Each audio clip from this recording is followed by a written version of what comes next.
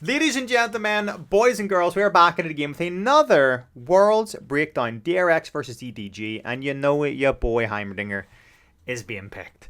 So Heimerdinger is being picked by Beryl again. So Beryl, in my eyes, so far from what I've seen, is one of the better Heimerdinger players. There only has been three. Beryl number one in my eyes, number two Carrier, and then Sven was not good. But I think he picked it as a bit of a meme pick. He didn't actually pick it to actively try and win. So we're looking at Ashe Heimerdinger. Ashe Heimerdinger works unbelievably well bot lane. Why? Synergy with her ultimates. Ashe has a crazy engage with her ult, or a disengage if she gets caught out, which is a stun and a slow. Heimerdinger, ult grenade, stun and a slow. With these powers combined, a force to be reckoned with. Also, it means that Heimerdinger and Ashe can push out quite efficiently, put pressure of the enemy bot lane under tower. And it means that she has Hawk Shot. So she has Hawk Shot, which allows him to do that. You know, you don't necessarily have to have concrete vision. Being able to track the jungler with Hawk Shot means that you can push efficiently for a certain amount of time before you have to disengage with the chance of a gank. They're going to be playing against something I haven't checked yet. I have not watched this gameplay. I just know that Heimerdinger was taken. They're going to probably be playing against, I'm assuming, Alulu, Soraka. I'm looking at their team comp. Azir, Lee, Maokai. Probably something like that. Maybe a Rakan. I don't actually know what EDG support actually plays. But what's actually hilarious is this happened before, maybe in one of Beryl's gameplays. The enemy team bans Caitlyn and Yuumi. And Caitlyn and Yuumi are two absolute giga counters to Heimerdinger. Yuumi out-heals the damage that Heimerdinger does. And Caitlyn outranges the turrets that are going to do damage to Caitlyn. So she literally can one-tap your turrets with auto attacks or two-tap them from afar. You put a turret down, she removes them. It's terrible. She's a really, really hard counter to Heimerdinger. So is Jhin as well. Jin's terrible. So Jhin, Caitlyn, Lulu, Yuumi, Soraka's in there too. Just because they out-heal the damage that you do. So it's super counterproductive from what you're trying to achieve as Heimerdinger. So see how they play out this game. It's funny that the opposite team actually banned the counters to this bot lane, but we'll see. As well, a consistent lane. But it's so good. It's so. Oh, they pick Soraka. Okay, this is actually going to be relatively tough. Relatively tough. Setup for these invades as EDG is responding with the Soraka as well. It's so interesting because, you know, initially we had seen the Heimer Ashe as an answer to Kalista. It was kind of thought of as the specific marksman that you were answering, but now they're just straight up blinding it. They will be able to ban out some more marksmen that they're potentially concerned about. Soraka is. So this is kind of weird because, again, they are first picking the Ashe and the Heimer, allowing them to pick against it. But in my eyes, I'm sort of thinking, what are they going to pick against it? For me, Jhin Soraka would be tough. Lucian Nami is actually still pretty tough as well because they're so mobile. Obviously, they're not picking Lucian Nami, but I'm trying to think what ADC they're going to pick against it. Is a very strong laning enchanter though, so they will be able to deal also in the later stages with a lot of the poke from rockets, from volley. So I do feel like it is a pretty intelligent choice. One of the things I like is it's a really good choice. He outranges Heimer turrets. If they get chunked down in the brush, you're like, I press Q, couple more times. All right, thanks for the 15 gold. Like I killed your turrets off. So you actually do have the ability to outrange. 15 gold only if she kills 3 turrets. Hey, 25 gold per turret, my man. And the way it's played, if you haven't watched the earlier games from Worlds with Heimer support, is he jams them in the brush out to the side. They're usually not in minion aggro range unless you want them to be. But it's like, if you all-in me, I'm on turrets, dog. Like, we win this. And Soraka's like, I'm not all-inning you. I'm out-poking you. And I outrange the turrets anyway.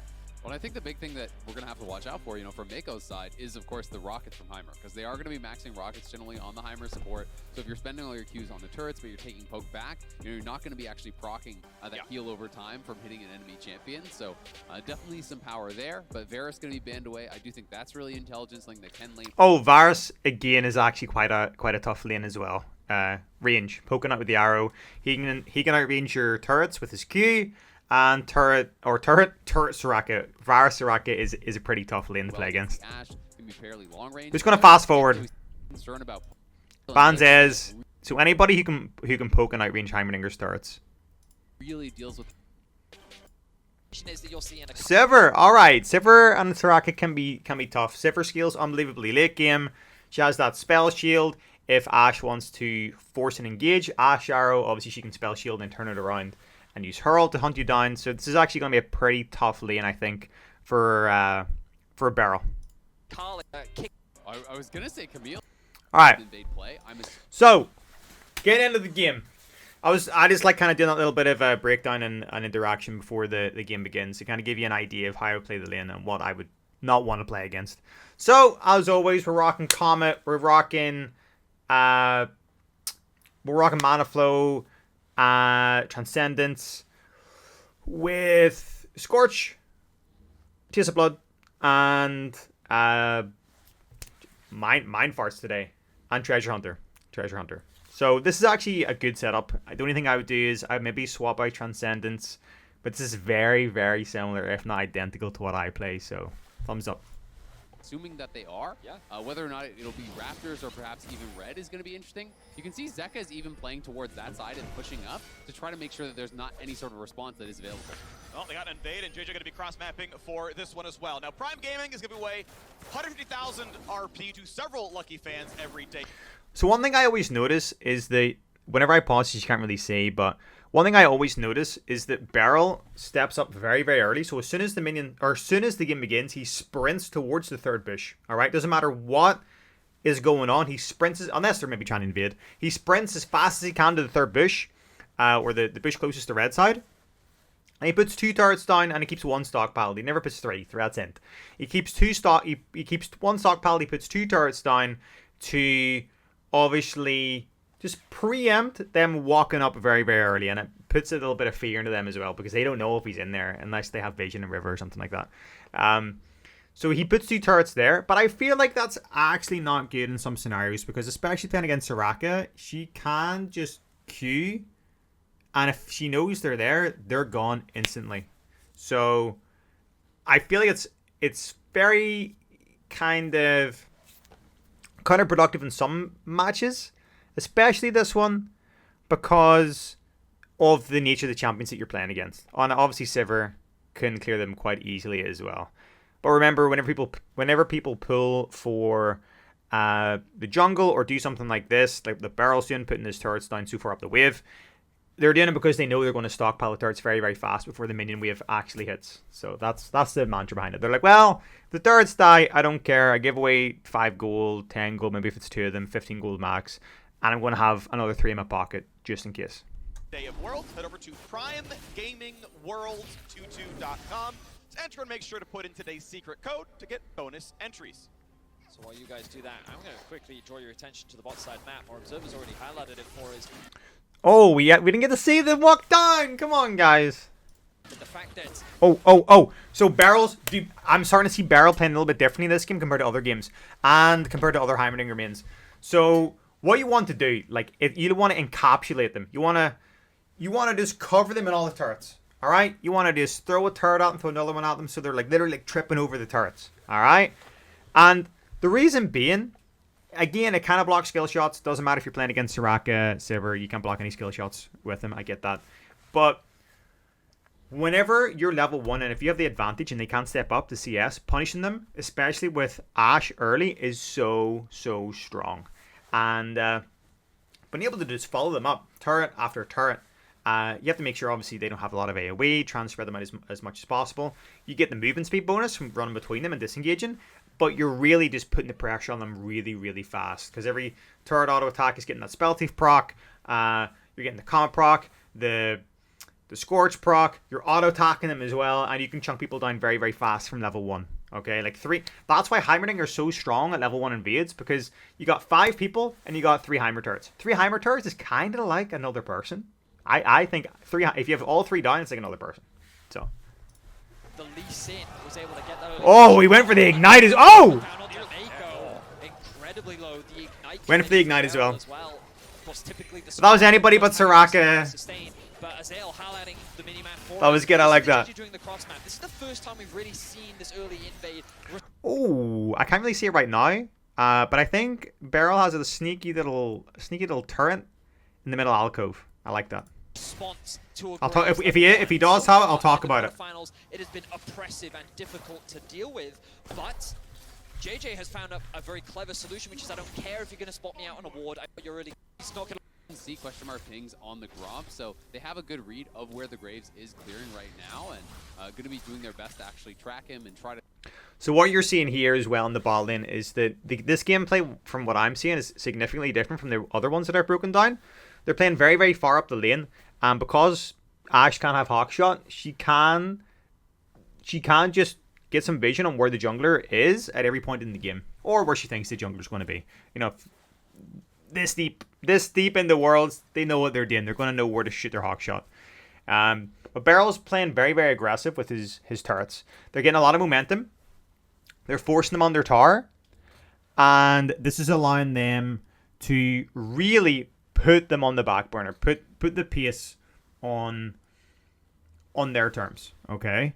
So Beryl is literally doing what I kind of do in solo queue. I just put a turret. As long as the turret's not going to steal like a cannon minion or something, I'm okay with putting it in the middle of a wave.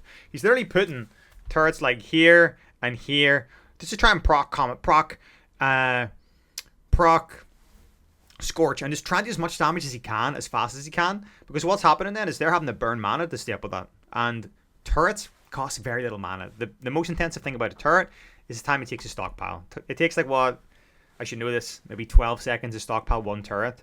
And if you can just keep throwing them out, and as long as you have one, I think he still has that one, there's a little bit of a disengage tool here, which you actually activate. If it's right here, behind this wall, right here, you can activate it by running through here. And it actually attacks. So it's quite cool. If you're disengaging and somebody's chasing you, you can throw a grenade and you're going to get a beam here from this turret over the wall, and they don't see it. It's cool. Try to keep pace with this Graves, because generally speaking, if you're at parity with the Graves, you're doing So the Hawkshot flies over. Good job. One minor thing to point out is Lee Sin did leave up one of the small raptors, so though Pioshik has a timer on raptors might reinvade at 4 minutes and around 10, you're not going to have the exact thing here where he will clear down, he will clear his raptors camp out. It won't be counter juggled by JJ, but also means that camp's coming up a lot later for the Graves. Certainly will. Oh. On in this bot lane, we continue to see the push. Dude, I'm liking this. Like, I love seeing aggressive Heimer players. You went for the grenade, turret combo, grenade then turret, because you can do that. You know, everybody who's been playing Heimer for maybe like at least a year or two, you'll understand it. Your grenade obviously takes a little bit of time to fall, so that within the amount of time that your grenade is in air, you can put a turret down and then get a beam instantly. And it makes them kind of go, oh, I'm only going to get hit by a grenade, then out of nowhere, a turret's in the ground and they're getting their butts beamed. Being generated by DRX. This is somewhat as we Nice. expected. The thing about Nice. Soraka, or I suppose many poke matchups, is, well, you have to deal with a lot of poke. So one of the responses to that is sustain. This is Soraka really good. provides I'm that impressed. sustain, but I'm very impressed, low guys. levels, not quite to the same degree as you will be able to later on into the game, and it feels like DRX's bot lane is trying to take advantage of this. The Hail of One Flames thing I want to coming be very, from very DRX, focused on respectively, is they can the build path. Because the build paths that we've seen so far are very rush sorcery boots, go Rylai's, rush sorcery boots, go Rylai's. So it'll be interesting if they rush sorcery boots and go Rylai's. Dude, Rylai's rush is unbelievable. Although against this team, Rylai's rush might not be so bad. It's just the team comp that DRX has. I don't know if they have enough burst to burst through Soraka's healing. You know? They have a lot of disengage and CC, and the opposite. They have Lee kick and engage. They have cannon ult. They have a zero ult. You know, this could be very, very reliant at DRX on Fiora going in with an Ori ult on top, followed by like ult grenade and an arrow. Yeah, looking at team comps, I do favor EDG just because, to be honest, they have Soraka Sivir, and I feel like they scale significantly better. But we'll see. to push Viper and make go underneath their tower.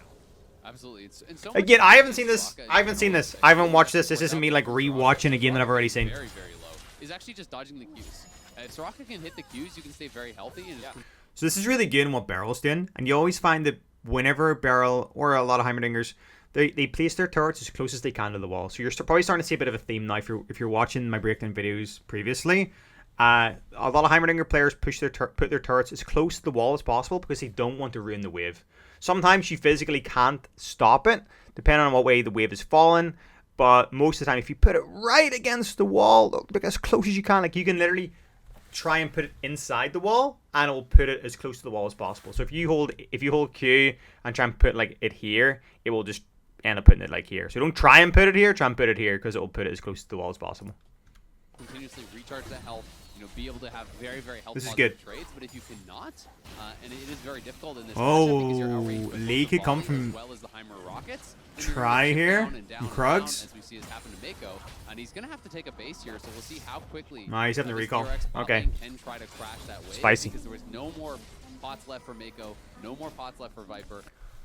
Oh, dude, we're seeing something a little bit different now. So we haven't seen anybody play Heimerdinger yet and not rush boots. And I don't just mean like flat boots, I mean like sorcery boots. So the fact that he's went for an Amplifying Tome already means that he's either going to go Oblivion Orb, which he probably will because it's Soraka, or he's going to start going Rylai's first, or maybe he's going to go Leandries. I don't know, but I'm assuming an Oblivion. We'll see. And already used Summer Heal.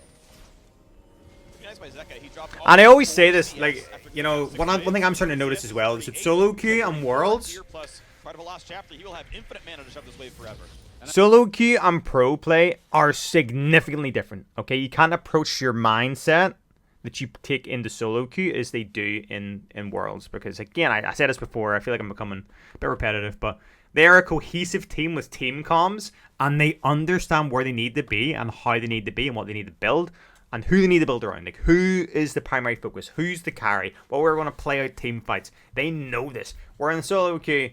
It's literally 5 people who are relatively good at in high elo, 5 people who are relatively good at the game or good on their champions, trying to predict what the other person might be doing. Because remember, when you hit master tier, you can't duo queue with anybody. So essentially, it's 5 random people. Okay, it's not friends. It's not like 2 people queuing together. 5 randos, unless maybe they know each other, you know, a high enough elo. But you get where I'm coming from, okay? And I will say, I also like the adaptation here from Viper because he knows he's going to be in a push matchup. So just going TP here, because he knows he's likely going to be locked under the tower, Oh. makes a tremendous amount of sense. A delay on the base there, obviously very nice. Scout does have TP, but he's going to lose a full wave. Could be in some trouble. Oh! Items on the Lee Sin, he's got pickaxe, so shoves him out, nearly the kill on a Scout. Oh, Scout nearly got wrecked. Anyway, let's go back to bot lane. Let's see how we're doing. Let's see how the homie Heimer's doing. Do. Much as EDG will be able to claw something back. The question is, what does it mean for the future? Because DRX are finding successful plays around their bot side, and Kingen is doing what you need him to do. So look how much they already have 2 plating. They already have 2 plating, and it's 8 minutes into the game. 2 plates in 8 minutes is pretty freaking good, especially in pro play. Overall, DRX a walk away. And that's a big gold advantage. Also, look at the CS advantage that Ash has been able to get. She's up by 16 CS compared to Sivir because of the amount of pressure that they have. You know, Sivir physically can't step up early because they're going to get buffed by Heimer. Stacking up these dragons here. But one concern I do have that we haven't really touched Nice. on is, you know, generally when you see Kennen in the game, you're always going to have an answering exhaust because it's such a powerful summoner spell against this champion. It's so obvious when the damage is coming out. But there's no exhaust whatsoever. It is Ignite on Beryl. They wanted to go for more kill pressure, which completely makes sense against the Soraka. But you look at a lot of the members here on the Oh, DRX wait, there's side no who are exhaust extremely squishy. on DRX? Heimer, Oh my goodness. Orianna, and Grave, and even really the Fiora can all get roasted by a flanking Kennen. So it's something that they're going to have to really be good at marking and make sure that whenever they're setting up for these 5v5s, someone is off to a flank and trying to force one. How's Beryl playing this? 1v1. He's just helping him take the plate, and fair enough. Yeah, and I think a lot of that responsibility is going to fall on someone like Nice. Scott or Beryl. With the range and control that they do have on both an Orianna and a Heimer, they can make it very obnoxious for So, as we can see, our boy Beryl has a Blossom one, so he's going for the Rylai's Rush, boys. I'm assuming he's going for the Rylai's Rush. Which, honestly, I feel isn't the play here. I feel it's not the play. I still stand by that Leandries is such a strong item. And there's so many games now. There's games where I'm starting to see where they don't even go a mythic. They'll maybe like go 2 items without a mythic. And then it's sort of like, I understand maybe you get 2 items. I'm talking to you guys, okay? So this is me. I want answers in the comment section. Comment and let me know. We've already spoken about the boots and Russian sorcery boots and how I understand why they do it, but I also don't. So, for example, if they go 2 items that are mythics, I get it. It's kind of because they're cheap. But surely if you get a mythic and then a cheaper item, you're getting the mythic, which is primarily like a better item. And then the cheaper item like Rylai's, maybe Morello's. What else is kind of cheap? Those are kind of the two main ones. And also then you're getting the legendary bonus from the mythic item as well. Comment below, let me know what you think. For a Kennen to try and get into a fight, but you're right. I'm assuming he's rushing Rylai's. Because he's not going to rush a... He's not going to rush a Leandris backwards without boots. And he's not going to rush a Morello's without already going... Without already going Oblivion Orb. Thing that they can do is have Pioshik hover. So maybe he can force out a bit of an exchange, and then they can try and find a pick onto the Kennen before converting it into something else. Their overall game plan execution will give them advantages in the early game, but being able to play the mid game is going to be a lot harder for them, rather than EDG's straightforward group up team fight. I love the way Beryl's playing this. So if you want to check out the way Beryl is playing this is really, really, really good. So he was literally just like zoning them. He was just zoning them, saying, "Don't you dare step up and touch any of the CS." Or I'm going to put a turret here. I'm going to rock you. I'm going to grenade you. And you're going to get super chunked. And the opportunity cost of you getting maybe like 40 gold is going to be half your health. Alright? So Beryl's playing this really, really strong. Also, him poking is giving him little stacks on his spell thief, getting that extra gold. And, like I said earlier, this is really, really good war placement as well. Just fantastic because it means if they do step up, you know, they're going to be in there and they can't do spicy, you know, Lee Sin step-ups and crazy engages from the ganks. And this is what I was talking about earlier. This little turret here is fantastic, and I love it. It's something that I do a lot. It's, you know, not as obvious. So, for example, if Sivir throws a boomerang in there, or if Soraka Q's in there, they're not gonna hit it. They're not gonna clear it. Putting it here is great because you can walk close by. It's going to activate. You're going to get your movement speed passive. You can throw a grenade if they're here. You're going to get the auto attack, the beam. This is great. More Heimerdinger players need to put their little turrets here. They can see it if they step up to like here, I think. It depends where the range indicator is. But most of the time they're just committing and they're walking the whole way through. And yeah. Yeah, absolutely. One thing I will say, though, you know, when I am playing a split pusher, it's actually really nice playing with Ashe because even if you don't have perfect vision, the hawk shot is going to help you crack that enemy jungler so much better. Exactly. That's what I was saying about the hawk shot at the beginning. Windows when you can really go aggressive, and especially when you are playing Ghost. Oh! Nice. Into it from Viper. So what we just saw was what I said at the beginning of the game. Sivir's going to be tough in the Heimerdinger Ashe for that exact reason. All grenade is so predictable. It's literally in the air and he can just go spell shield as it lands in his head. So with Ashe Arrow, if it's from far enough away, you can spell shield it too, which kind of alienates and takes away any kind of hard CC or engage that they're trying to achieve bot lane. So all they're really just playing is a poke lane, and I don't know what way the lane or how the fights are going to go once the enemy team both hits level 6. I think it might be a little bit tough, especially if he's rushing a Rylai's. I feel like Rylai's is not the play this game. Whenever you're playing against healing-oriented comps, you gotta go for damage.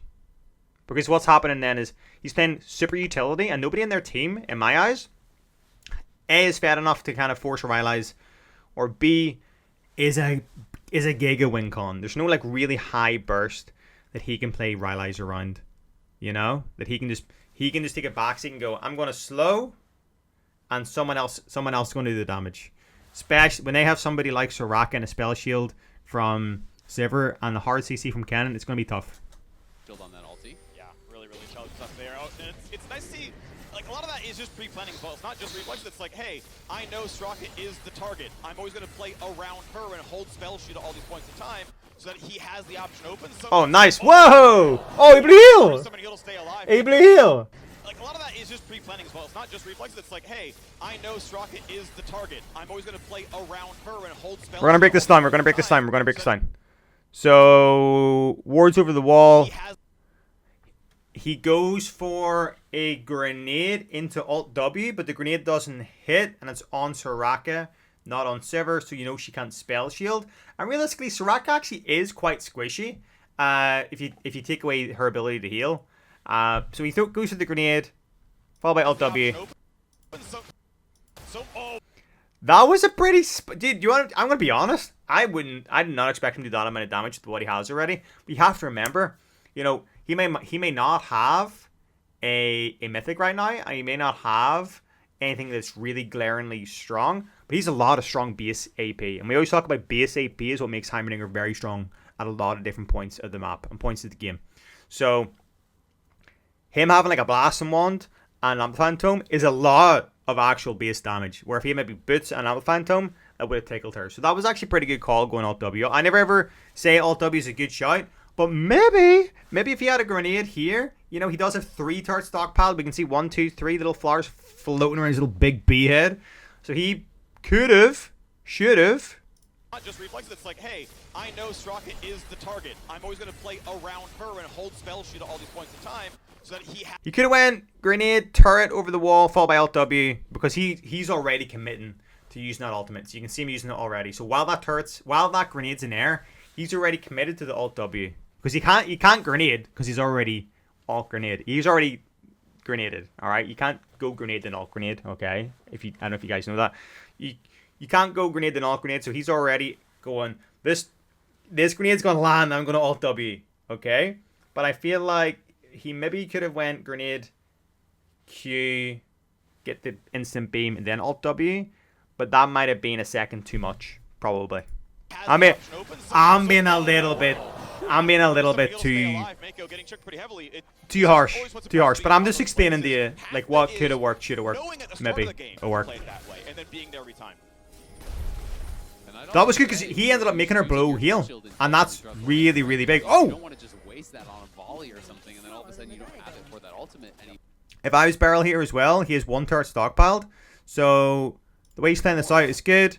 You visually put a turret here. I'll put a turret here. Turret here. But at the same time, if you're getting poked down too heavily, it can also get rough there. Pioshik moving down towards bot again. JJ is hovering. They want to make sure that Viper can continue to pick up this farm as he is already a 24 CS down. They have vision of his ear, so it's okay. Never mind, he needs to back off in case Lee does lip around. Plus the 2 plates on the bot side. Overall, DRX have had smooth control of the early game and everything's This is a good game. I'm liking this. Coming into game 1, typically slightly slower teams. Here comes it. The early game. Ah! The scout gets interrupted for like the 7th time. Dude, he's probably losing his mind. Go back to base, and as you rightly said, it's super annoying for the lane as well. Typically, this is a really good reset timer because of the cannon minion wave. It means it gives you more time to get back into the lane. But he's not going to have that extra time because the Heimerdinger is also going to help push out the wave, which means he's going to be forced to expect. Honestly, Beryl is time of fire there because Scout has ult. Man, he played that quite dicey. Like, I feel like Scout, if he wanted to, maybe could have killed Beryl there. He does have flash and he does have ult. I guess what could have happened is he would have flashed and then went to ult Beryl and Beryl would have flashed away from it. But that was dicey. Which means he's going to be forced to expend that TP. Very dicey. Also, everybody, if you're watching this, please like the video. You know, all the likes help me out. The last breakdown video hit 95 likes. If this could hit 105 likes, that would be sick. Alright. Oh!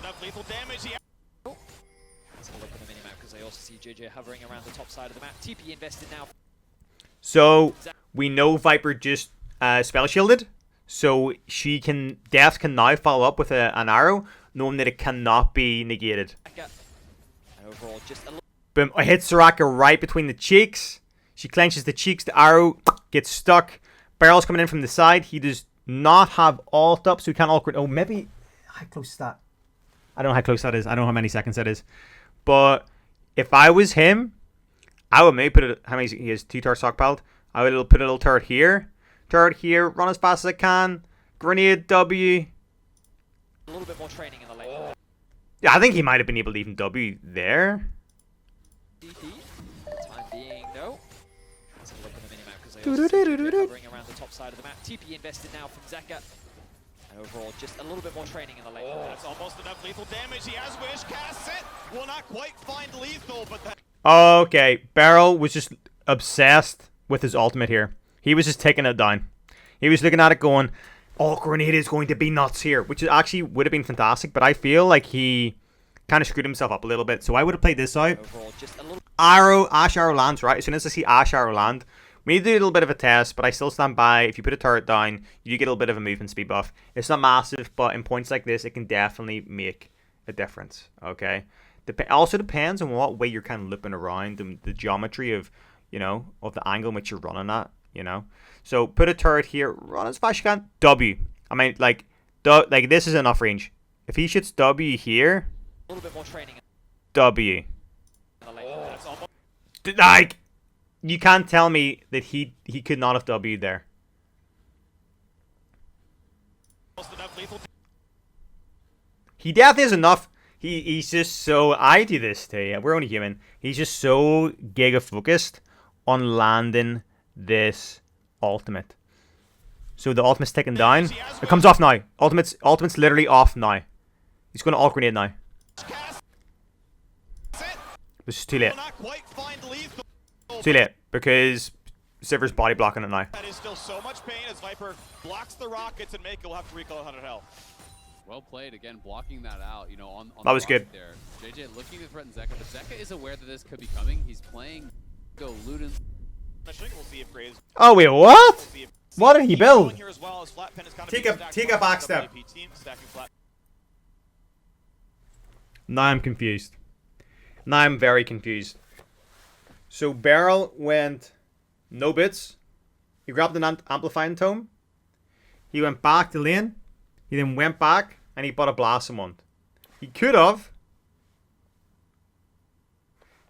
got an orb if the Grievous Wounds was that integral to the lane. It's already 12 minutes in. And maybe it went orb boots. Orb boots might have been a little bit better for the way the game's kind of played out so far. We're obviously watching this video in hindsight, okay? Everything that I say is in hindsight. So it's easy to say this now, but in the moment, it maybe made sense, okay? So what does make sense is that he's literally building Morello's backwards. God help me if this man completes Morello's first, with no boots and nothing else. Rylai's in my eyes would make more sense. Sitting on an orb, maybe, and then prioritizing the Rylai's. Like realistically, Soraka is a big part of their win con, and obviously you don't want to heal up the damage, which you put resources into doing. But I feel like, you know, there's not like loads of conquerors in the team. Like nobody's building a crazy amount of lifesteal. You're literally rushing Morello's now for only Soraka. And it's one of those things. So how long can this game go on for? It's 12 minutes in, 13 minutes in. He's going to complete a Morello's on his next recall, maybe around like 15 minutes.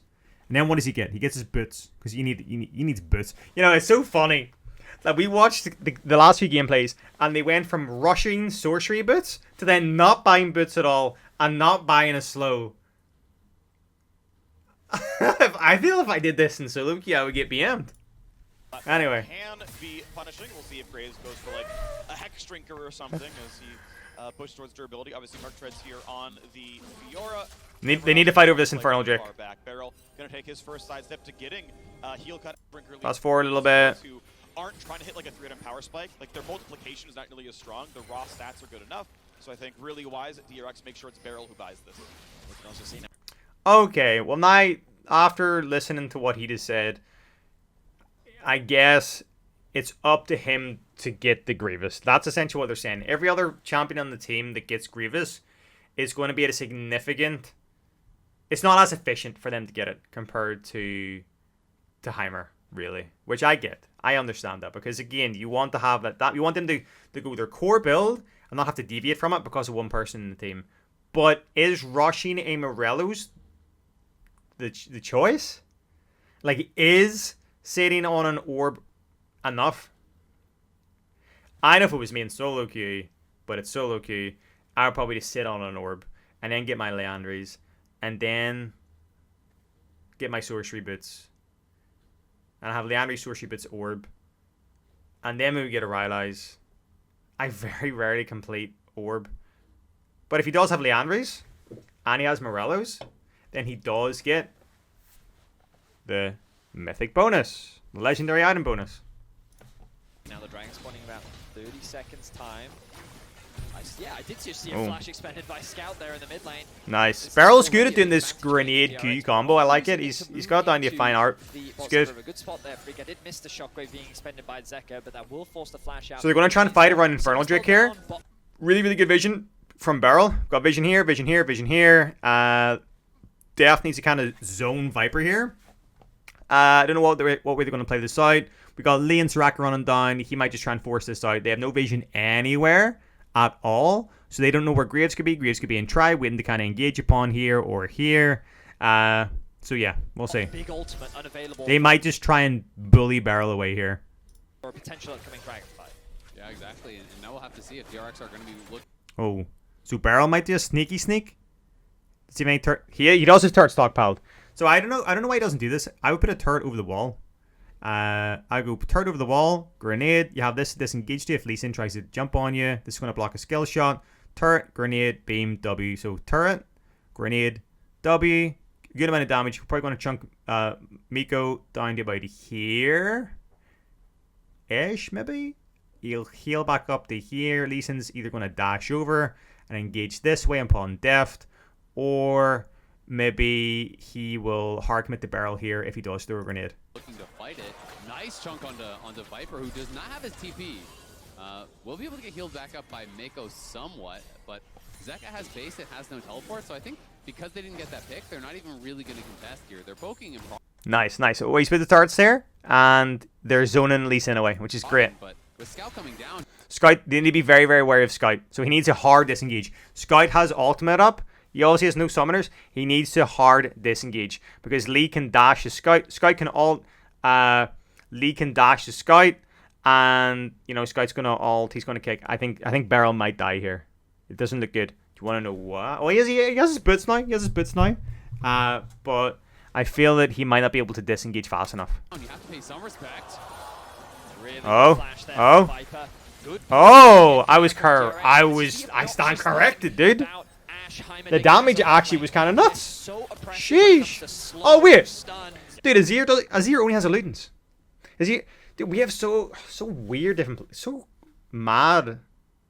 So many mad different approaches to the playstyles in this game. So we have Azir just rushing Eludens, which he can do that because he gets a movement speed buff whenever he procs Eludens, and also he can, you know, do his little chicken dashes around the place, which is great. And then we have Beryl, who was playing Heimerdinger and doesn't rush a mythic. He actually rushes Grievous and doesn't buy boots early. But then again, he doesn't essentially need boots if he can use his turrets to his advantage as well. So Yeah. Just overall being annoying and making it difficult for you to get on top of them. I mean, they're doing such a good job, right? Because Zeka was even in base, so they were basically in a 3v4, but they weren't really fully committing.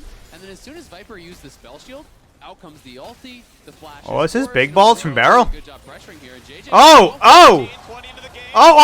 he failed the flash. doing good job pressuring here. And JJ Big balls, big brain. but they weren't really That was nice. fully committing. So they have vision on Lee. And then as soon as Viper used Graves is going to loop around. out comes the Beryl drops a ward here. ulti, the How many turrets does Beryl have stockpiled? flashes for us, you know, really doing good All turret was a weird shout. All turret was a weird shout. job pressuring here. JJ now. He maybe uses a zoning tool in case he tried to disengage this way. But he could have just like he's such a fan of Alt W that this play would have been the only time in the game if you landed a grenade where Alt W was so strong. You know? E, Alt W, you have Lee, or you have Graves come from the sideline. He's end of the lineup. He can just smoke him if needed. 14, 20 into the game. Flash away from a bit. Has the rocket jump to get away. All Q was a safe choice, to be honest. Killed, but the rocket's forced him to jump out of his own jungle. Really good smoke screen there from the Graves, made it that much harder for JJ. Had to flash out just to be able to see what he was doing, and then he was able to ward hop over to safety. Oh, this is me being a noob. He didn't feel flash. He flashed away from the smoke screen so he could actually see what the hell was going on. Because he's just farming his wolves out of nowhere. He's like, there's a giant bee fucking shitting at him. And then yeah, next thing you know, he's blind. Although Lee Sin's already blind, so blind man becoming even more blind to then having the flash to see. Think about it. Think about it, guys. Will walk away with his life, but this does mean another objective gained for DRX. And they will So the continue vision to that step Beryls into popped the race. down now so that's far is one actually more really, for really them. good. We'll see what the soul of this game will be in just a few moments. And the game is And it's starting really to feel close. a little bit Like, look, it's identical gold right now. The only difference is that DRX has a This is top, Hex right? Tech. You're looking at the gold advantage and of the players Infernal moving Drake. down towards bottom lane. even on the supports, the amount of spell thieves gold that had been farmed up. What Beryl I'm has been, intrigued pretty to see is how they're going to play out their team fights. I want to see Huawei team fights unfold. A lot of work done moving around the map and a great shockwave. Oh! Using a flash there. That's 2 in a row from Zeka. Got the flash from Zeka. The Beryl is just kind of playing the way I play. Just being like the most annoying champion in the most annoying player in the team. Just running around, stopping people's recon, slowly poking them down, just being a menace. But it is going to be second Herald, though, looks like. As they step up, they put the wards down to get rid of the vision. And as Scout heals back up, it's going to be claimed. Without Shockwave, the fight is harder. Zek a bit low on mana. That's a stun, but will it be enough, though? 100 HP, Wish comes off in time. They're still going for a bit more. First blood, the latest. That was actually pretty good from Beryl. Nice. Takes him down. DRX 2-0. Viper still slowed, fights back on a dash. Wonder has ult. Kill him. It's a stun. Hey, what is Beryl doing, man? Does not go for any more. Finally, dives on in. Gets the Bro! stun, the single kill, the stun away onto Pioshik, and nothing more than that. A one. He seemed kind of lost for a bit. He had no turret stockpile. I guess he's trying to grenade over the wall. Let's watch this again. Second Herald, though, looks like. As they step up, they put the wards down to get rid of the vision. So we got to watch for death come from the side. And as Scout heals back up, it's going to be claimed. Death come from the side. We got King kind of collapsing upon them. Without Shockwave, the fight is harder. Arrow, you want to make sure you do not arrow Viper because obviously he's going to spell shield it. Lands right on top of on Miko or Mako. Beryl's coming in from the side. Beryl does not have he has 3 turrets stockpiled, but he does not have his ult. That's a stun. Will it be enough, though? He does the grenade turret combo. Throws a W towards Azir. They're still going for a bit. Don't know why I went for. I don't know why I threw a W towards Azir, not just towards these guys, to be honest. More. First blood, the latest. Steps up. 2 turrets are down so far. If I was him, I would just put another turret down right now. Does he have another one stockpiled? He did. He did. He put another one down. Good job. Reason being, it's going to block kind of cannon skill shots, Lee skill shots, and so on. He lips down from the side. He's looking for them to kind of engage again with his grenade. So he's looking for them to engage. Looking for a grenade over the wall on top of Azir. He puts a ward here in case maybe Azir dashes over, tries to collapse upon them. He's still watching, waiting. This is the bit where I don't understand. I don't know why he's still here. Him throwing a grenade here doesn't really make much sense. For the pure fact, Cannon is doing God's work right now. Cannon is you know he's going to jump. He hasn't ulted yet. You've watched this entire fight. He hasn't ulted yet. He definitely has it up. And Beryl's aware of this. Focusing on Azir, not engaging, or focusing on Azir engaging doesn't make any sense to me. He has no turret stockpiled. He's literally kind of like hiding behind the wall going, oh no, we're going to focus on Azir. Hopefully these guys kill Cannon in time. I'm just going to stop Azir engaging. Which is what he does. Does he throw a W here? There's another turret down. Another turret down. It's good. It's going to block Cannon key. I feel like Beryl committed too much for the Azir engage and then focused so much on the Cannon engage. Because remember, they don't have exhaust. Nobody has exhaust at all. And if he does that and doesn't get CC'd or bursted down in time, everybody's going to die every time. It's not going to be good. That's not good. Very back and forth there, but at the same time, Kingen goes mid, and he is like potentially going to knock down that full tower there. Fjord crushes through that. What is Beryl doing? What is he doing?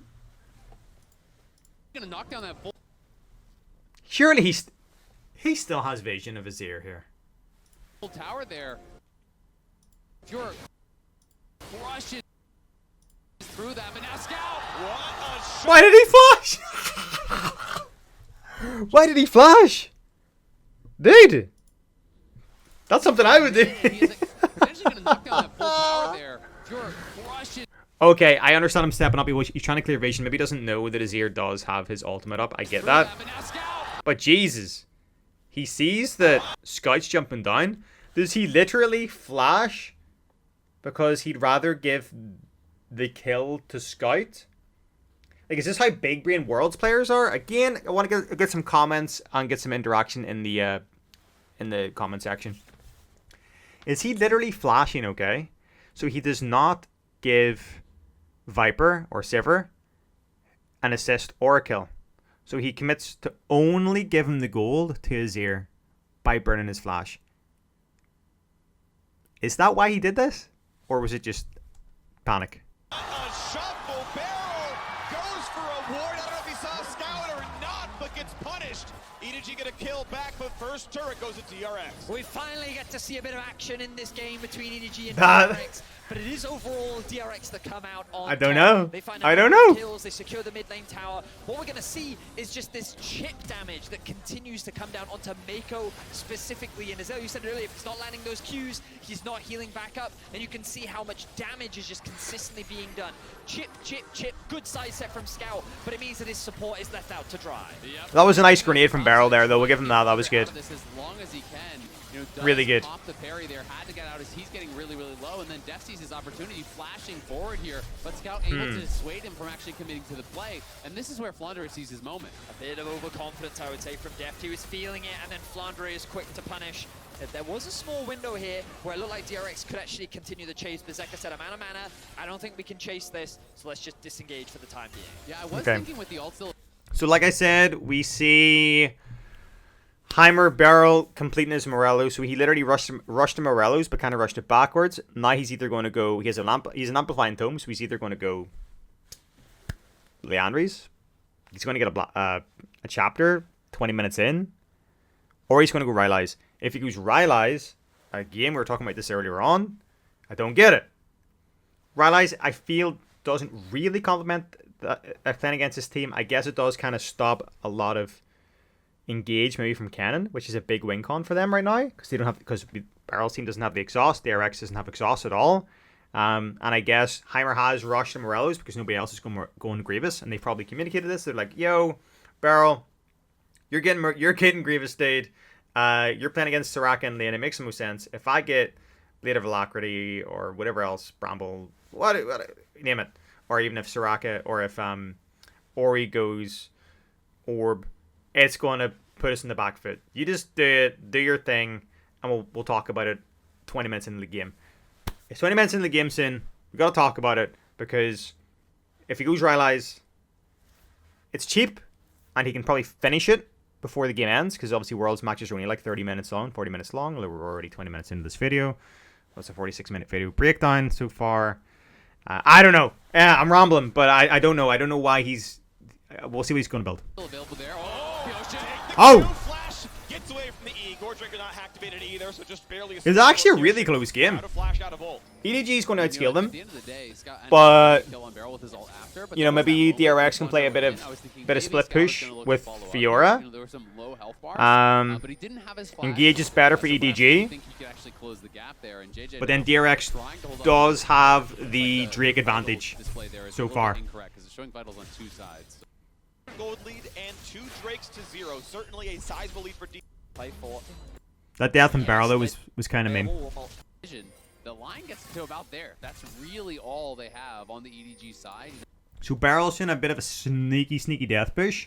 He has a turret here for a disengage. I always talk about disengage tools, disengage turrets. That's what this is here. You know, they don't really have very great visions. They're moving heavily. Oh! Good response there from Scout, able to... Dude, if that had have landed... Anyone was expecting that, and it definitely caught Scout by surprise, but Woo. pro player reflexes there able to get him to safety. That was wild. That was Swift Scout. All right, that was my one for the day. That's a lie. There's more coming. Yeah. Minute to go, though, until Soul Point for DRX. Ocean Drakes on the Rift. Extra brush, extra honey fruit. And soon to be even more regen as Rock could bump out. As Kingin looks to run away in the bottom side. JJ will not get him much done. We'll be able to summon, and with bot lane, I believe, a little bit injured. This actually could just about finish the turret here. So as long as they So you can see Beryl and Graves coming down. Yeah, the tower. You're going to kind of encapsulate them here. Kingen can collapse from try. Soraka might get caught out. Soraka's either going to have to run back this way and just leave these guys be, or I think what's going to happen is she's going to overcommit one of this bush, and you're going to see these guys probably back off to here. So Soraka's going to go down here. These guys are going to back off to here and try and re-engage from their blue kind of grump area. Tower is low enough, so will be a kill on that tower unless they can somehow stop it from charging. But I doubt that they can. So the turret does go down. King can actually come back and clean this up. But some pretty interesting item choices here. Swifties on Sivir, so really struggling with some of the slows that are being applied here. You know, from the Heimer grenade, if it hits you on the outside, that's a slow. Obviously, the Ashe volley also a slow. So really wanting to be able to dodge out from a lot of these skill shots. And Oh, TP come in from on that boost speed. From Sivir. Bottom lane. They're going to push through there instead of through mid to try to access the dragon. Oh, that's kind of smart. DRX get a free push on mid. We can see Ashe is already out there shoving that up, so we'll see if either team is going Okay, right now, Beryl, there's no point in him putting down turrets. Okay? Him putting a turret there was kind of int. He needs to stockpile as many turrets as possible for how they're going to play this team fight. This is going to be one of the first big team fights, apart from the one which he died at, of the game. And obviously, EDG do not want to give up another soul point. Alright, they do not want to give up another Drake. Especially the fact that they're going to have potentially an Infernal Hexic and an Ocean. Is on Flandre right now. His flash is up in about 30 seconds. Heimer has Alt Grenade up. Dude. Ashe Arrow, Heimer Alt Grenade. This should be a fantastic fight for them. I don't know if that's going to be enough time. You can see he's trying to stay in the fog of war as Kingen is coming in from behind. Oh, Beryl. Beryl's trying something spicy, boys. The arrow comes through. Oh, the arrow landed. If I was Beryl, I'd be sprinting towards him. Run, run, run, run, run. Turret. Like, literally a turret here. A turret here. Alt Grenade. Lee Sin, who's just standing still. Like, turret. Dude, like, put like a turret here. Takes the tank, but he's going to be fine at the end of the He day. did it. He did. He put a turret there. Hey, they know where Kingen is. He walked over to the Azir turret. Could find a better flank than that. Just sitting behind. Hoping for... They're kind of waiting on Kingen, so they're very wary of Kingen coming from the side. A good Alt Grenade, Ashe Arrow could be unbelievable here. But what they have to be very wary of is the fact that Kennen can just... Has he got flash up? Not yet, but very soon. Kennen can just maybe flash and ult on top of these guys, and there's nothing to save them. You know what I mean? They have no real tank. They have no real burst. DRX is very lacking in a lot of counter ability. Is that a word? For EDG. 6,000 health left on the Drake. Beryl on the top side. Another midwave catches up. That is already 100. Beryl's just looking for that sweet Alt Grenade. Away from EDG, but they stick around for more. Level 13 on the Azir. Gonna look for the play onto Beryl. Finds the shot.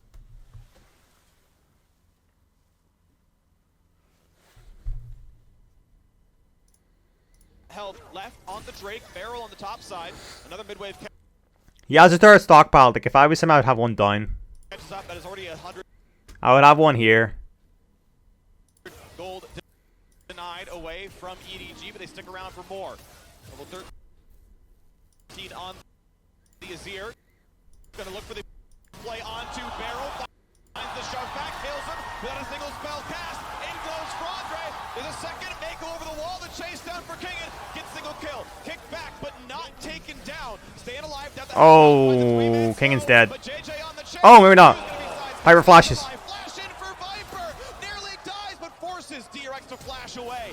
Flash Oh! again. The second gets the kill in the Viper. Oh! Chasing. Scout is here to finish the job. That was wild. Absolute bloodbath back and forth. Skill shot just barely not connecting. Deft on the Oh, Scout's hunting Death down. He's dead. He's dead. He's dead. Former teammate. He's dead. W auto Q comes Oof. back up. Oof. There is the rampage of EDG's 5. This is what I was talking about, boys. This is what I was talking about. Like, the team fights for DRX are nowhere near as good as EDG. Beryl got caught out there, and there's nothing I think he really could have done differently. I don't think... Yeah. From the objective, and everyone from DRX is slowly starting to respawn. They're getting back out onto the map, whereas EDG, they need to reset. Yeah, that was just... Back up and spend some of the Azir has a dash. Can they actually buy time for Deft though? He presses ult, and Beryl died. Like, yeah, realistically, there's nothing much I think he could have done, apart from just not step that deep up until... There's nothing, in fact, DRX can do. Like, they don't have poke, apart from Ashe and Heimer. They don't have burst. Death's contribution is a Jenna Crystalero right now. Otherwise, I feel like their draft is ass. yeah. Korean 80 carries in New York don't land Ash arrows. What are you talking about? This never happens. Here we go. Start. So Beryl needs to be a little bit more trigger happy and just doing the Alt Grenade. Right, wait till Kingen's like maybe here, or well, like, there's vision there. Wait till Kingen gets close enough, and Alt Grenade. Big up now again. JJ 6,000 health yet again on this one, but it's going to reset. We know Pyoshuk's around, so a steal's not going to happen, or it is going to be flipped over what I should say. Kingen indeed looking for his flank, but doesn't have it just yet. Like, or he's literally looking to put her ball on top of Kingen so he can ult him. Scout, no flash, but has the ulti yet again. And once again, looking for this dragon. Most of them playing inside the brush. A blue trigger required to see where everyone is. Flan Nice. behind his own team, cannot find the actual flank. It's going to be up on the front side instead. Several pop, nice smite. Pyoshik grabs it. 3. Alright, not a bad choice, not a bad choice. He literally uses all turret there, so, you know, he could zone them away and Graves could lock down the Drake, which, again, is kind of nuts because now they have 3 Drakes, which is kind of keeping them afloat. Would I have alt grenaded? I probably would alt grenaded. As soon as this gets to, like, here, I would just alt grenaded.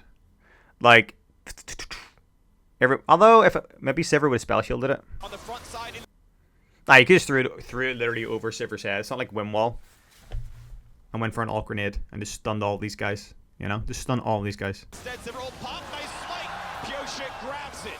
3-0 DRX. This time in DRX, leverage their range and don't give EDG the opportunity to find the fight. That means that they walk away with the objective and put themselves on soul point. And now they have them cut off towards mid, so they're going to have to try to walk the line. Now they are back in the game. Trying to zone them out. As Zeka and Deft are onto the tier 2 tower, this looks like it's gone. DRX are playing the map so well.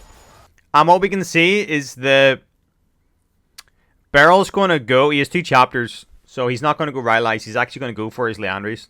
Or whatever mythic he might be building with chapter, but he's getting the chapter next. 3-1 in turrets, 3-0 in Drakes. Gold lead in their favor as well. Everything in the top scoreboard says DRX. I truly would have not completed Morello's though. Massive props to DRX. I think that when Orb, you look at this series on chapter, EDG should Leandries come in as the favorites, but DRX continue to surprise. The fact that they even qualified. Surely the damage that you do with Leandries burn, and then you have Orb, the damage which you do outweighs the reduction of healing from Grievous. Am I right? Comment below.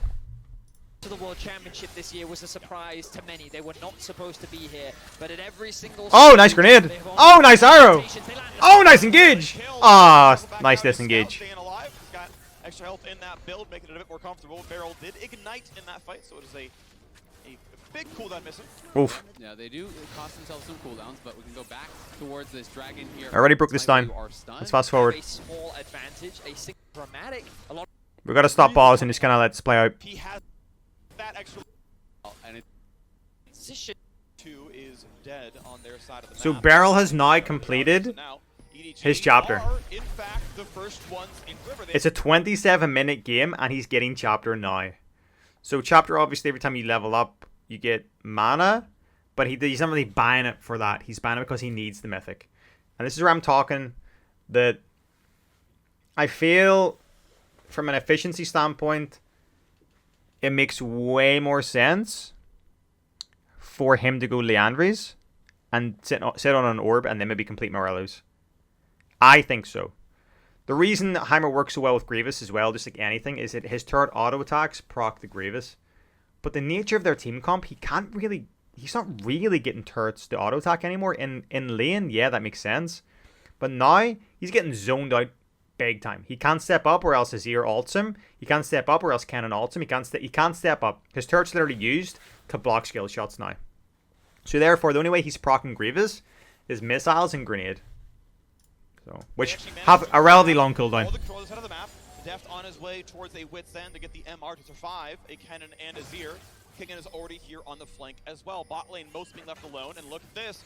Beryl has snuck in, and Beryl has a bunch of turrets now on the ground. And EDG might not be first objective anymore. I mean, if Beryl's being a sneaky man. Down and someone face checks into a grenade into alt rocket, even as a support here, you can potentially 100-0 someone. So they do have Is he going to kill Cannon? to be a little bit careful about This who is the for one Soul, by the way. walking forward here is. Oh, but the turrets are aggroing the dragon. But he's given up. Now they know. You know, he's Drake's killing him. revealed Hey, by one the hit. dragon.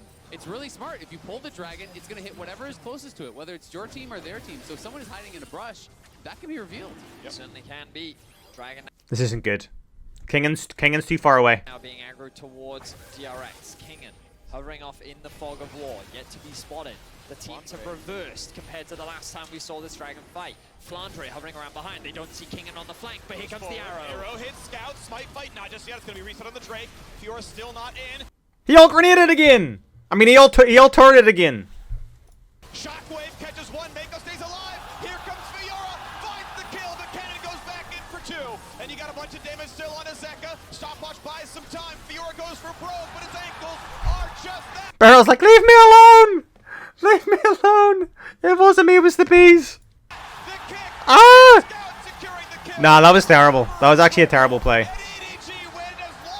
Dude, look how goddamn fed Azir is. Azir is 704, Kennen is 305, and there's not really a large amount of MR in the enemy team, in DRX's team. DRX is a null mantle sitting on Ashe right now. We got, I guess, a handful of Merc Treads because obviously they have a crazy amount of CC, but holy moly, Azir's just decimating people. And they're going to get Baron too, probably. Yeah, we're going to get Baron too.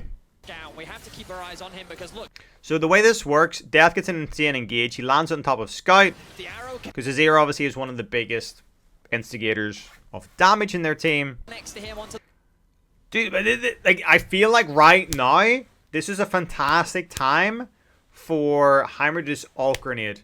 Everything just has to go pop, pop, pop. Alt turret is alt turret for me is used as a 1v2. If I want a 1v2, it's alt turret. I'm playing bot lane, and there's a significant distance between me and my ADC and the enemy ADC and support and the jungler. Alt turret, stay away, or else do a crap ton of damage in these next 3 seconds. In a team fight, if it's maybe like a 2v3, yeah. But when it's literally like a 3v5, you're using that as a, oh, stay away. You're not using that as damage. to the back line. The shockwave All grenade should have came fast and furious. Not on Viper, obviously, because he would have spell shielded it. though is late. Especially with Kingham coming from the side. I feel like if you could have stunned him long enough, Kingham would have done some work. Look, it doesn't come quite through. It Dude, that Ori alt lands, alt grenade would have been fantastic. lands on a Mako, but it doesn't connect onto Scout. Scout engages.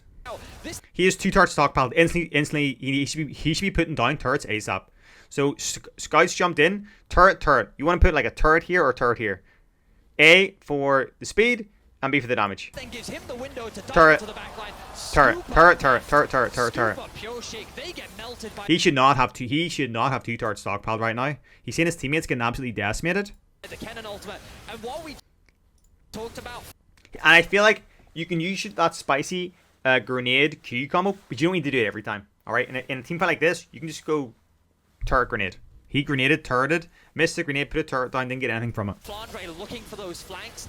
He still has a turret. It was Stockpiled. all about Scout I don't know why he put these two either. finding that engage to set up for his team to clean house. Yeah, he didn't have to go through the back. That was So bad. I think a That was just bad. moment for them. Had DRX won that, they get the soul, they potentially get the Baron, the game could be theirs, but now it is EDG truly in the driver's seat here. I.e. nearly done for Viper. It will be after this Baron power play because he already has all the King and just split pushing. This is the way they're going to be able to play it out. He does have TP though. Gold right now. Yeah, top lane outer killed. King doing the best he can to play permanent split push, mostly catching up in farm with the opposing top laner, but it's still overall higher farm out of EDG. And the bot side siege slows down a little bit. Ashe, Heimer, Orianna, pretty good defensive tools. And despite grabbing this Baron buff, EDG actually behind in turret kills so far. Wow. Much more to do as mid lane tier That's 2 that's should crazy. drop, and King will finally get his own recall off. They got so much gold in the last like 3 minutes. About 1,500 gold. There's 2,000. The Red Bull Baron power play. They send Flandre up to go and catch that top wave. EDG a little slow to play through both lanes, but they are able to secure the tier 2 in the mid. Now though, they have to break through this wall that is Zeka, Deft, and Beryl. The wave play from this trio is oppressive and very difficult to siege onto. As long as EDG keep playing through these 2 lanes, they will slowly chip away at these objectives.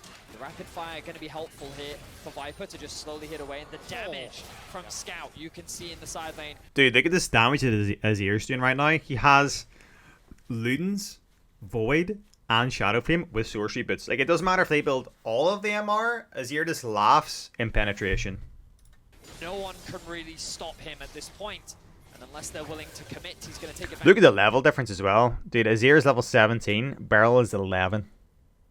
Of his range to chip away at these towers. I mean, that is just the flat pen build there. Q plus 1, maybe 2 autos. It's a good 60% of Death's health there. Yep. And they're just going to punch it right through, knocking down the first inhibitor tower. The inhibitor is going to be gone very quick. And obviously, we're obviously not talking about Heimer right now, but obviously his years went for this because they got Wits End, they have Merc Treads, they have Maw. They're starting to actually take notice and build MR, but I feel like it's like too little, too late. Here, we'll see how quickly Kingen comes back because he is still up in that top lane, still pushing, and it looks like they're going to be. Can they maybe end here? Well. They don't feel if they get a catch, so if Flandre gets a catch. And you can see Flandre going back now. They're going to try to stop oh! Okay, yep, they get a couple more seconds off of the Lee Sin, but it's going to be middle inhibitor gone. Kingen doing what he can to get every objective possible. Can he kill his turret in time? With Demolish, it was close. Flandre's got him. Oh no, Kingen's killing him. Has several vitals up, but the W's already burned. Oh! It's going to be the last oh! shot. 700 gold and a run oh, it's a big shutdown, dude. Whoa. Does DRX maybe win this? So Kingen with a great kill. Knocked that inhibitor turret as well. Yeah, that's massive. The delay there from Dude, the Worlds games this year are actually great. They're actually great. Like, they're great. You get that kill, which is a shutdown. 700 gold. Push in mid and bot lane. In fact, it's now available, which means that this 4 versus 5. Wave there comes through. Now Beryl's here. Structures, so EDG rush up. So, let's see what way they're going to play this side. Has TP and Heimer. So, Kingen still has TP. Zeka has TP. Our boy Beryl's run up to help Kingen. They're prioritizing getting the streak because they don't want to give away Soul this late into the game. Beryl obviously right now as well, looking at his items. He's going to be going Leandries. And you will delete structures, so EDG rush on the Baron. Kingen just locks down the inhibitor. Beryl's going up to help him hopefully maybe end if these guys can stop them recalling. Take 8 seconds. Inhibitor is gone. Quick wave there comes through. Now yeah, recalls take 8 seconds. Oh, TP's coming in from Flandre. Scout's there. Gotta watch out for Scout engaged. Scout 6704. He does have flash up. He might be able to just flash, knock Beryl under tower, kill Beryl. And I think Kingen's gonna have enough damage to end. Flandre can again flash alt. Does he have alt? He does have alt? Yeah, flash alt and wave clear as well. I feel like they can't do anything here. This might be terrible, which leaves Ori, Ashe, Graves into Soraka, Sivir, Lee Sin, and they might be able to stop them. But I feel like what's going to happen is that DRX might lose here. And they're going for the base. Scout shows up, but can you find the shuffle? He's able to get it, but over the wall they go. Stop. Oh! Sorry, it wasn't Tannen of the TP. It was Sivir. And Viper gets the kill. No! Oh, dude. Scout is legendary. Yeah, that's huge. They get back. Both the carries of EDG do arrive, and I think DRX is lost. Of their own. They're TPing back in here. 4 members of EDG are going to be here. There's only 3 from DRX. Is it going to be enough there? Def not going to be locked down too much just yet, but they're going to go for the wave as best they can. They know bot lane is flooding in. Zeka's wave clear is only so good. A new cannon, a new Superman is on the way. And they've got a 4 versus 3 inside the base. Sivir still walking over. She TP to the base. First turret dropping pretty rapidly. Still trying to clear out the minions. First turret is down. A stopwatch burn, but that should be a kill every time, right? Def going to be locked in place. Here goes cannon. The kick back. 2 kills. And no! The Heimer win rate. No. Oh, he got a kill. And Mako. Was not enough, but Scout drops. 3 alive. Can they kill it in time? JJ gets low. Viper's still hitting. Nah, Viper had Guardian Angel as well. And the next is full. EDG takes game 1. Victory sip. Oh, yeah. EDG style, they will team fight their way to victory. And while there were windows for DRX, they were very quickly shut in the face of the overwhelming reigning world champion. Oh, that's sad, guys. I wanted to see my boy Heimer. Doesn't matter who's playing. Heimer will always get my vote of confidence. But yeah, Beryl, we spoke about it. You know, he played really, really well. Apart from that flash death around Baron, you know, that flash death where he flashed away from Sivir in the Azir. That was absolutely, like, terrible. That was int. His playstyle was actually really good. He was doing that spicy grenade into the turret combo. We get the beam instantly, really, really good. Turret placement was fantastic. Vision was fantastic. I feel like what brought him down, though, was just his team comp. The team comp around him was terrible. That team bot lane is kind of even. You have a lot of pressure with Ashe. But the downside is Soraka is tough. Soraka, Yuumi, Lulu. The 3 champions that you don't want to play against as a Heimerdinger support. Sivir as well has Spell Shield, so again, negates the damage that you do, and negates a lot of engage. And then the Ori, Fiora, Graves combo, so it was a weird draft for me, really. Especially with no exhaust. What happened was, obviously, exhaust would have been a priority if it was maybe not a Soraka support because they have Ken in top lane, but he had to prioritize going Ignite because Soraka, you want to try and put Ignite onto whoever Soraka's healing and burst him down. And maybe try and get an early kill ball in. Yeah, really, really good game. Really strong game to watch. And the Morello's buy, again, I feel like he was forced to buy that. But then he was getting a Leandri second, which again would have taken a significant amount of gold to actually complete Leandri's. So going Leandri second for me is something I would have done in solo queue, but I would not have completed Morello's. So it went Orb, Leandri's, then completed my Morello, see how the game goes on. Just due to the nature of how the game was played out, how team fights were played out, Heimerdinger wasn't able to get his turrets down close enough to be able to proc Grievous for it to kind of get the efficiency and the reasoning behind buying it. So, but guys, comment below. Let me know what you think of my breakdowns. Let me know what you think of Heimerdinger in Worlds. Do you think he's going to get a World skin this season? Do you think he is going to get nerfed? And do you want to see more of this style of content? I enjoy doing it. I just get to sit back, have a little drink, watch some League of Legends, and tell you what I think. It sounds like a mixtape. But yeah, take it easy, peace out, good luck, and riff, guys. Subscribe if you are new here. Like the video. Love yous all.